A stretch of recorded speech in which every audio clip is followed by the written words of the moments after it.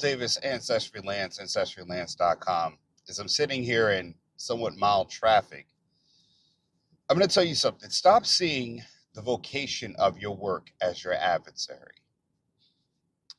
Let me say that again. Stop seeing your vocation, your career path in life as your adversary. What you set out to accomplish at a young age, to get a degree, to start a career, to become a construction worker, to become a teacher, to become a nurse, such as myself. Do not see that vocation as your adversary in life. And internalize it. Because again, there was something that drove you to that vocation. There's something that drove you to that destination, to that achievement. There was something that you were seeking on that road. And a lot of people tend to look back and they look back and say, I don't like that road that I've taken. Your vocation, if you kind of go forward with it, if you internalize it or embrace it is the word I'm actually looking for. If you embrace it, there is a chance that you could become better at it. There is a chance that if you embrace what you do, I've embraced being a nurse, and nursing has allowed me the opportunity to travel all over this country, live in different places, have different situations set up that benefit me. I've been able to work 6 days a month. I've been able to work 3 shifts a week sometimes. I've had points where I've been semi-retired to where I've had a full-time job. It's been able to give me benefits when I need it, and it's been able to support me when I didn't need benefits. I've had the option to change. I've been a school nurse. I've been able to change the modality using my vocation to adjust to my life. My vocation is my tool.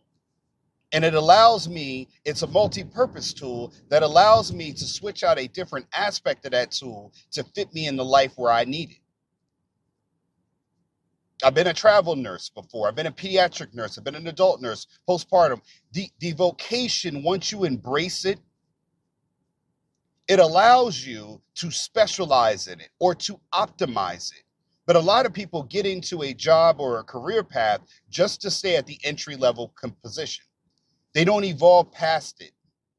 They don't develop skills or any of the necessary abilities or talents or specializations in order to expand or extend into deeper roots into that career path, that vocation, allowing them to become an expert either through experience or knowledge.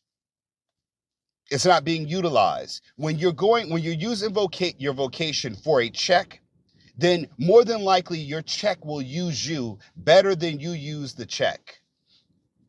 Because again, once most people get that check, they spend that check. As soon as they get that money, the money's already accounted for, needing to be paid by this, and that, by this bill, that bill.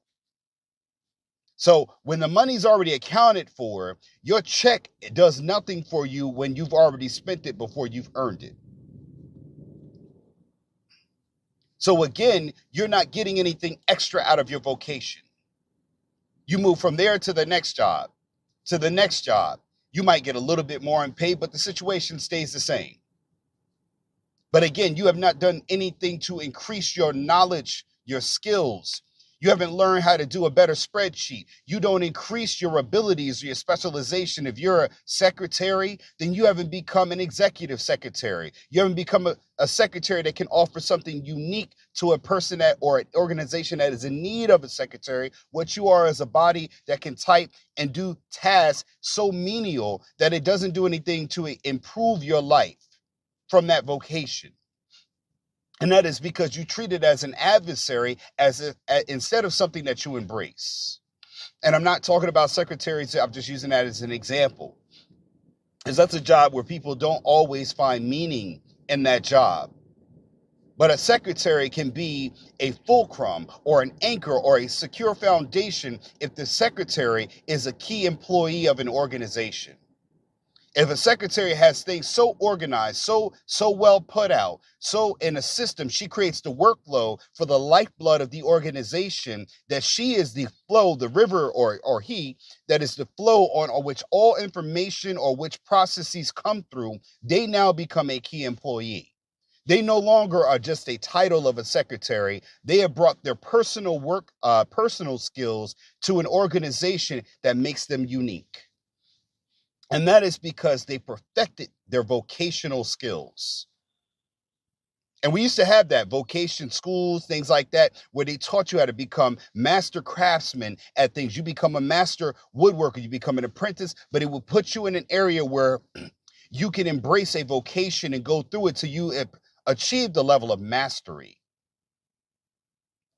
If you ever look at an expert woods, or like people who go to, get Formica or, cheap products like a bed frame that's made out of wood, you could tell the difference between that and a master woods, a wood craftsman.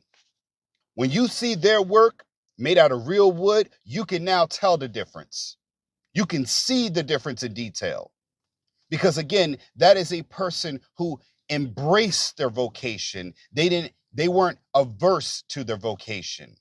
They didn't do it for the paycheck. They did it for the artsmanship, the craftsmanship that made their price where they could set it. And that's where I'll leave you at today, folks. If you're a content creator or you're a YouTube person, do not use the vocation that you are. If you're a nurse, a secretary, there is a way for you to become a better secretary, to show organizations that you are embracing what you do, not by just showing up to work every day, but by specializing in what you do at your job, in your vocation. You need to embrace it. Not make it your adversary, folks. Phil Davis, Ancestry Lands, ancestrylands.com. Make sure you like, share, subscribe, and I'll see you in the next one. Thanks for watching.